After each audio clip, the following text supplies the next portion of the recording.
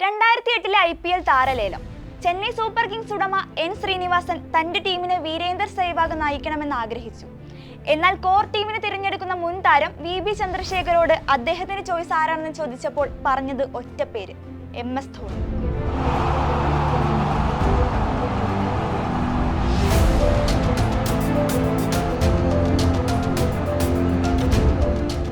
Indian premier ലീഗിൽ CSKയെ ഏറ്റവും വിജയകരമായ ടീമായി മാറ്റിയ സൈനിങ് അവിടെ പിറവിയെടുക്കുകയായിരുന്നു. ചന്ദ്രശേഖറിന്റെ ആ മാസ്റ്റർ സ്ട്രോക്കാണ് കോടിക്കണക്കിന് വരുന്ന മഞ്ഞപ്പടയുടെ സ്വന്തം തലയായി ധോണിയെ പിന്നീട് മാറ്റിയത്. ഇന്ന് ഈ ആരാധകരുടെ തല CSKയുടെ തലൈവരായിട്ട് 16 വർഷം തികയുകയാണ്.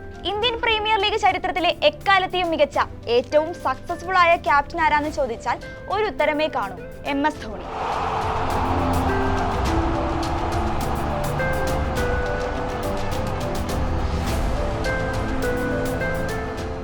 ചെന്നൈ സൂപ്പർ കിങ്സ് എന്ന ഫ്രാഞ്ചൈസിയേക്കാൾ നായകൻ ധോണിക്കായിരിക്കും ആരാധകർ കൂടുതലുള്ളത്. CSK 5 തവണ IPL കിരീടം ചൂടിയതും ഈ മുൻ ഇന്ത്യൻ നായകന് കീഴിലാണ്.